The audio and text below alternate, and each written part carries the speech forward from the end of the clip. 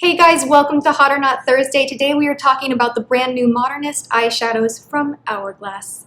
They're very fancy, they're very expensive, and a lot of you guys really wanted me to review these, and I myself was super curious because I am a big fan of the ambient lighting powders from Hourglass. Long story short, I finally got a hold of two of the Modernist eyeshadow palettes. I only purchased two because they are $58, which kind of just it just like punches you in the gut the same way a Tom Ford quad will. Tom Ford is 80, well, excuse me, Tom Ford is 79, and these are 58. I'm gonna do a big huge spoiler alert right now and let you know that I am wearing Tom Ford eyeshadow on my eyes at this very moment, and I prefer Tom Ford. If you were going to save up and get one luxury eyeshadow quad, go with Tom Ford. The formula is the best in the world. These ones right here, let's just open this sucker up. I got one of the matte versions. This is called Atmosphere, and you see that it's kind of, there's like, I don't even know what you would call this.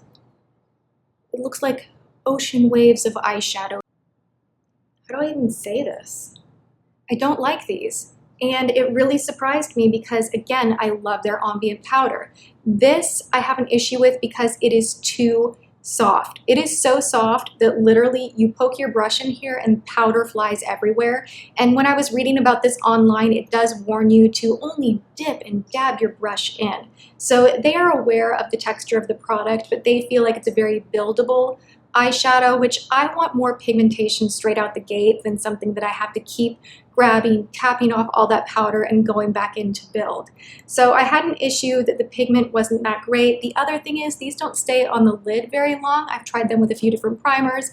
I actually did my best friend's birthday makeup with the other palette that I'll show you in a moment, and it looked good. Like we were able to get it to a place where it looked really nice.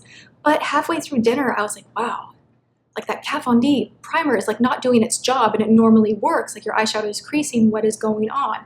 So I'm not thrilled with these. It's not so awful that you can't get a pretty look out of it. I just expect so much more when you're spending $58. That's a lot of money. That's a lot of money.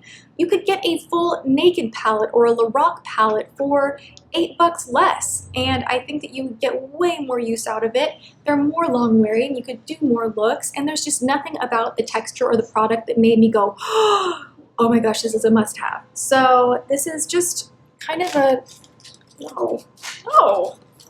See, like even in here, like all the colors get like jangled up together, like the purples like go into your lighter shades. So when you go in, you have like that speckled thing going on. And if you were just gonna hit the brow bone or you just wanted highlight, you have those darker colors colliding into each other. And they thought that this was a really great kind of revolutionary type of a shadow because you could take everything together. But I feel like that's a mess. I feel like it messes everything up in here, and the color does not come out like that amazing. I don't know, I'm just not feeling it. Take what you want from that. I have only tried 2 of the palettes. There are 7 of them. They are free of parabens, sulfates, and phthalates. They're free of all the bad stuff. Yay! Spend your money.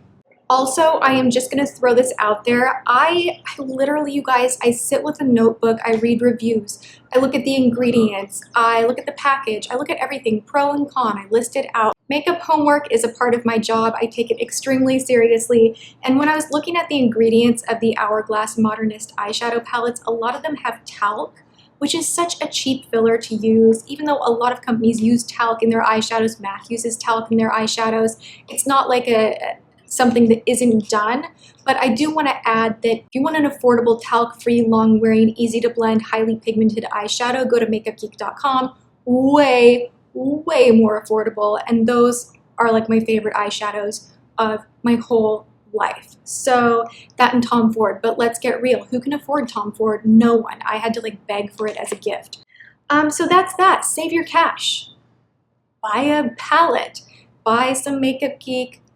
Go to the drugstore. It's just really, this is one of the few products that I have tried recently that I just don't like, and I do not like, you know, being nasty to a brand, because Hourglass is a beautiful luxury brand. Their foundations are great. They have great blushes, great powders, but this one just missed the mark for me. So don't discount the whole line. They are a great brand, but if you are looking for something to dazzle you when you spend this amount of money on eyeshadow, skip it because you will be disappointed. All right, there you have it. I feel like when I do these kind of reviews, like the makeup gods are like gonna come get me and I'm gonna get in trouble for saying what I'm saying. Sorry, this was kind of a downer video, but not every item can be hot, and that's why I do this series. So I hope you enjoyed it anyway. Thank you so much for hanging out. I love you guys. I will see you tomorrow. Mwah.